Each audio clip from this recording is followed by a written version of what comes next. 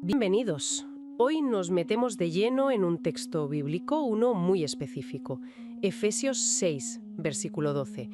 Tenemos un análisis bastante detallado de este pasaje que, bueno, describe una lucha, pero no contra personas, Exacto. No contra sangre y carne, como dice el propio texto. justo, sino contra lo que llama fuerzas espirituales, que además están organizadas. Y bueno, la idea hoy es desgranar un poco esas jerarquías que menciona el análisis, ¿no? Para intentar entender mejor de qué va ese conflicto invisible del que habla. Si citamos la Reina Valera 1960, dice: «Porque no tenemos lucha contra sangre y carne, sino contra principadas, contra potestades, contra los gobernadores de las tinieblas de este siglo, contra huestes espirituales de maldad en las regiones celestes».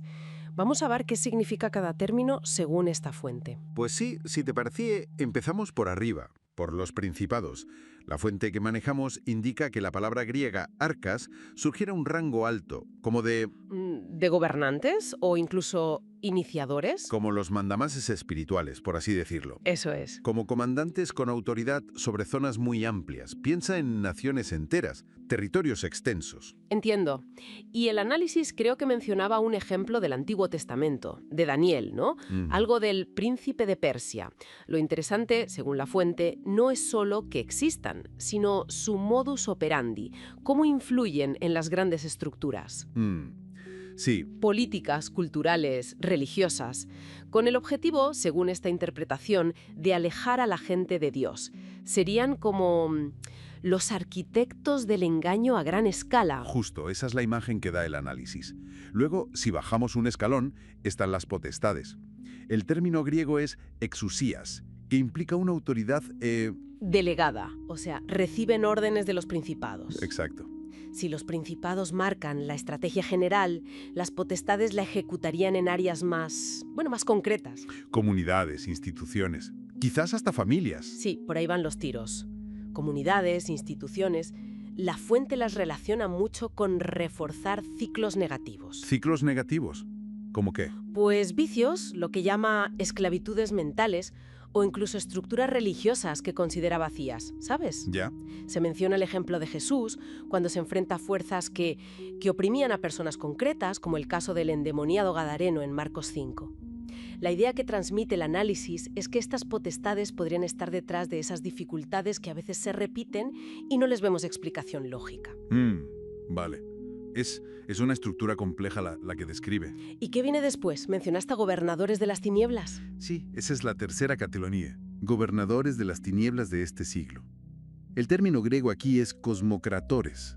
Literalmente significa señores o gobernantes del mundo, pero entendiendo mundo como sistema. ¿Del sistema actual? Exacto. El análisis los pinta como fuerzas que reinan donde hay ignorancia espiritual y rebelión contra Dios, según esta visión. Su campo de acción principal sería la cultura, el pensamiento dominante. Vale. ¿Y cómo se supone que ejercen esa influencia cultural? ¿A través de qué canales? Pues el análisis apunta directamente a los medios de comunicación, los sistemas educativos, el entretenimiento, las filosofías. O sea, todo lo que moldea la opinión y los valores. Justo. El objetivo descrito es crear confusión moral, cambiar lo que se considera bueno o malo, normalizar conductas que la fuente ve como pecado. Y da ejemplos actuales, ¿verdad? Mencionaba algo de la manipulación de identidades. Sí, entre otros. Es un intento, según la fuente, de redefinir la realidad en oposición a una visión divina. Entendido. Ya tenemos a los estrategas, principados, los mandos intermedios, potestades, los que moldean la cultura, gobernadores. ¿Qué nos queda en la base de esta jerarquía? Pues nos quedan las huestes espirituales de maldad en las regiones celestes. El griego es pneumáticos ponerías. Esto apunta a espíritus malvados que operan en un plano espiritual, eso que el texto llama regiones celestes. ¿Y qué son esas regiones celestes? ¿El cielo? No exactamente el cielo de Dios, según interpreta la fuente, más bien un ámbito espiritual intermedio, digamos, donde se daría esta lucha. Ah, vale. Y estas huestes serían como la tropa. El ejército raso. Eso es, como los soldados de a pie de esta estructura del mal. Y su trabajo no es solo la posesión demoníaca espectacular que vemos en las películas, imagino. No necesariamente. El análisis pone mucho el foco en una labor más sutil, más constante. ¿Del tipo? Pues atormentar, acusar, tentar, sembrar dudas, imitar dones espirituales para engañar, crear divisiones, meter miedo, ansiedad, opresión emocional. ¿Un desgaste continuo? Exacto. Como una guerra de guerrillas espiritual, ¿sabes? Para minar la fe, la esperanza. Vale, queda clara la estructura que dibuja la fuente. Ahora, la pregunta es, ¿para qué detallar todo esto? Puede generar bastante inquietud. Totalmente. Pero la fuente insiste mucho en que la intención del texto de Efesios no es meter miedo, Si no, sino generar conciencia.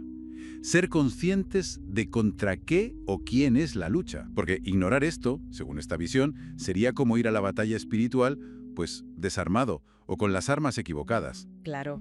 Y supongo que por eso justo después en Efesios se habla de la armadura de Dios, ¿no? Exacto. Entender contra qué te enfrentas te permite equiparte bien, para mantenerte firme, que dice el texto. Justo. Y hay un punto clave que el análisis recalca mucho desde la fe cristiana, claro, Dime. que esta lucha no se libra solo, ni desde la derrota. Se basa en la creencia de que Cristo ya venció a todos estos poderes en la cruz. Ah, importante matiz. Sí, porque cambia la perspectiva. No se lucha para obtener la victoria, sino que se lucha desde una victoria que ya se considera conseguida. Entendido. Muy bien. Pues creo que con esto cerramos esta inmersión en el análisis de Efesios 6.12 y estas jerarquías espirituales que describe. Nos deja quizá una reflexión final para darle vueltas. Si esta estructura opera invisiblemente, como sugiere la fuente, ¿cómo podría afectar eso a nuestra percepción diaria? ¿A los problemas personales? ¿A los conflictos sociales? Es una buena pregunta para quedarse pensando.